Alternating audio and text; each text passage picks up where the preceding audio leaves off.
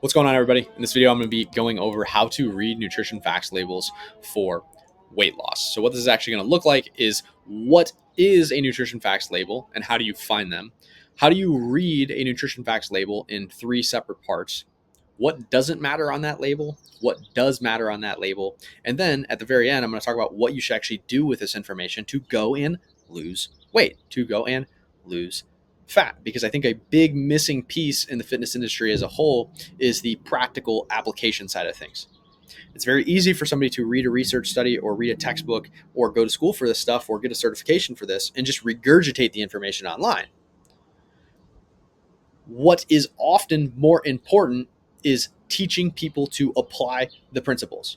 So yes, of course, I've done the research, I've read the textbooks, I've done the certifications, I've gone to school for this, and that info is important, but it's also important to be able to put on the human hat and say, how do you take a normal person with a busy daily life that's running a business, has a family, whatever it may be, and teach them to use this information, not just give them information to fill their brain. Okay, so I like to go over the practical stuff. I like to go over the application. And if you've seen any of my content before, you know that. And if this is the first video you're seeing from me and you enjoy my style, you'll probably enjoy the style of all the other ones as well. Now, before I get into the content of this video, if this is your first time seeing me, I want you to know that you can trust me. I want you to know that I'm not just a research paper regurgitating guy on the internet. I've taken the research, I've taken the science, and I've gone and applied it to real humans. And that's what I'm going to teach you here. So my name is Joey Yochheim. I'm the co-owner of defaultkings.com. Since 2019, we've helped over 600 men lose anywhere from 10 to 188 pounds and actually taught them the principles of consistency to be able to keep it off long term, not just lose the weight and gain it back like most situations, like most coaching programs. Okay, so our focus is on the long term and the sustainability approach, and that's what I'm going to share with you here. So now that you know that you can trust me and that I've done this with real people, let's get into it. Okay, so first things first, what is a nutrition facts label? This is your textbook Google definition. Nutrition facts label is a label required on most packaged food in many countries, showing what nutrients and other ingredients are in the food. These labels are usually based on official nutritional rating systems, and most countries also release overall nutrition guides for general educational purposes. So, to dumb this down, to boil this down even further than just the simple definition here, it's the package on the food that gives the facts of the nutrition. Weird. It's almost like it's in the name, right? It's almost like it's in the name. It's that simple. It's giving you the nutritional information of what it is you're eating. Most people think about this in a package setting or a shelf life food setting. Your classic cardboard or plastic box or cardboard container, plastic container situation where it's, hey, it's pasta, it's peanuts, it's cereal, it's, microwavable noodles is what this looks like. It's butter, right? Where it's very easy and where it's mandated a little bit more harshly to make sure that this is on there. So some people get confused because they'll buy something like beef or something like fruits and vegetables and it won't have this on there, right? And that's okay. Because what you can do in a situation like that, where if it doesn't have this on it, which is most whole food situations, is you can simply go home and you can Google or use some nutrition tracking software and say, bananas, nutrition facts, beef, nutrition facts, New York strip, nutrition facts. And it will generate one of these things in an internet format, but it will look pretty similar. It will tell you the serving sizes, the calories, all of the nutritional values as well. Okay, so even if you find yourself in a situation after watching this video where it's not a boxed item, it's a whole food item, the principles I teach you here, you're still going to be able to go and take that, apply it, and learn exactly what it is you're eating, even if you have to go online or do some research and generate your own nutrition facts label, and it's not just slapped on the container for you. Okay, so first things first, when it comes to how to read it, the first of three parts is the serving info. This is the most important part of the label, because this is where people can get their multiplication wrong, which when you mess up multiplication, we're talking about errors of not only hundreds, but potentially even thousands of calories. And it's why a lot of people report they're eating 1,200 calories when in reality they're eating 3,200, and they wonder why they're overweight. They swear up and down they're eating in a deficit, they're only eating this many calories, but because they did the multiplication wrong, that's why they're off by hundreds, if not thousands. So you have to get the serving info right. The serving info tells us what a serving size of the item is. So whatever this item is, I don't know actually what it is. I just pulled up nutrition facts label on Google. Whatever it is, one serving size is 2/3 of a cup. So that means a measuring cup. not the most precise measurement. In my opinion, the more precise thing to use for serving size is the weight that will often be listed next to it. So in this case, it's 55 grams. So yeah, you could use a measuring cup, 2/3 a cup, to figure out how much of this item you have, or you could get a food scale, put it on the table, zero it out, put the food item on there until you see 55 grams. And if you put it on there and you see 110 grams, that would mean that there's 2 servings of this item. Right? Joey, why is that important? Because what that means is you would have to multiply all of this data that you're seeing here by 2, because you had 2 servings. And that might be a light bulb moment for you, because a lot of people see this label and they think the entire box of whatever they're eating is 230 calories. The entire box of whatever they're eating only has 8 grams of fat. But that's just on a per serving basis. And so also the second part of serving info is the servings per container. So in a reality in which you eat the entire container of this item that we have in front of us, you would have to multiply all of this data by 8, because there's 8 servings per container, to figure out how much you actually consumed. You see the problem. Somebody eats the whole box and think they had 230 calories, but in reality they had, 1,840 calories. That's a problem. That's multiple thousands of calories that we're off. This becomes a big, big issue. So you have to get the serving info right? You have to understand that this is not a representation of the whole box. It's a representation of one serving. This is how much one serving is by measurement. This is how much it is by weight. And this is how many servings there are in that entire container. Okay. Now, real quick before I move on, when it comes to using a food scale, I have a whole video on my channel about how to actually do that for weight loss. I'll link it in the description below, or you can go and find it yourself. Maybe you've already seen it. Okay. Now, the second part of reading this nutrition facts label is the calories section. Okay. So the first section is serving info. The second section is calorie info, right? And again, this is amount per serving, 230 calories per 2/3 cups or per 55 grams. Okay. That's it. It's that simple. The next one is nutritional values for things other than calories. You have your fats, your cholesterols, sodium, carbs, protein. You have your fiber in here. You have your sugars. Some labels are going to have more here than others. Some are going to have less. Right? Not all of them actually list the specific amount of saturated fat or trans fat. Not all of them list the fiber or the sugars. Some add in added sugars. So it's going to vary a little bit on a case-by-case basis. Right? But everything below calories is your nutritional value. Okay, it's your nutritional value. Right? Now, what you will see here is you have the actual per weight basis, grams, milligrams, grams, grams. Then you have a percentage basis. Right? Remember this, because what I am most concerned about for you as a person that's trying to lose weight is the total weight. I'm not worried about the percentage basis. Okay.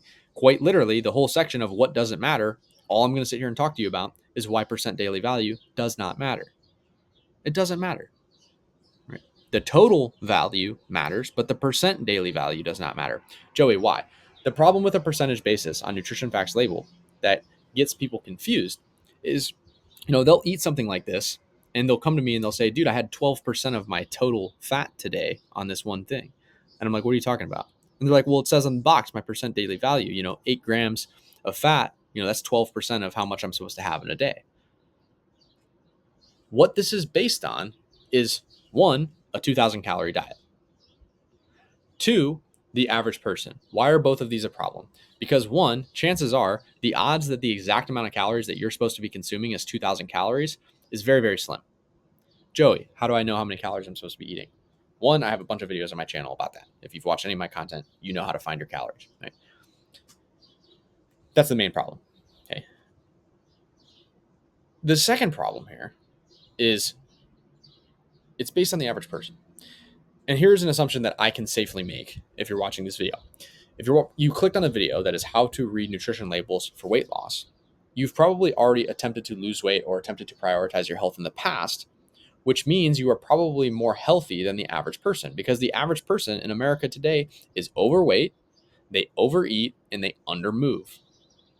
So if you're making an attempt, you're probably more health conscious than the average person. You probably eat better than the average person. You probably exercise more than the average person. So your daily nutritional values, right, your daily nutritional needs on a percentage basis are different than that of the typical sedentary, unhealthy person in America.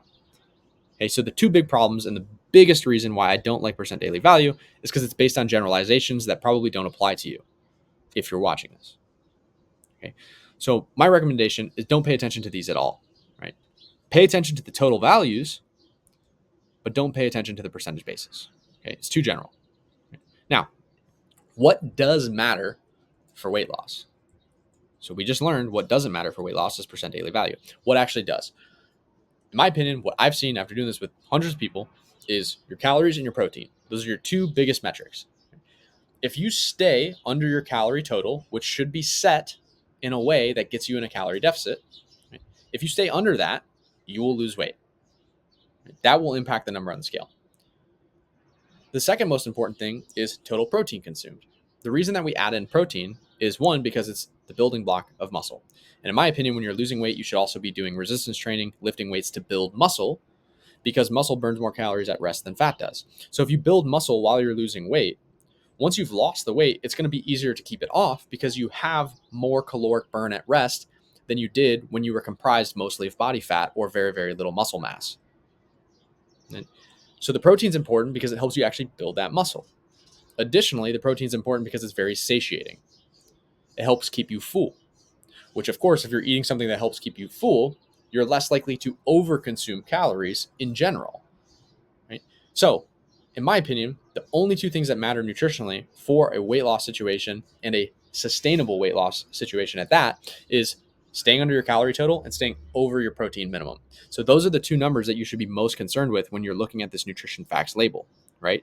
You should be looking for how many total calories am I going to get?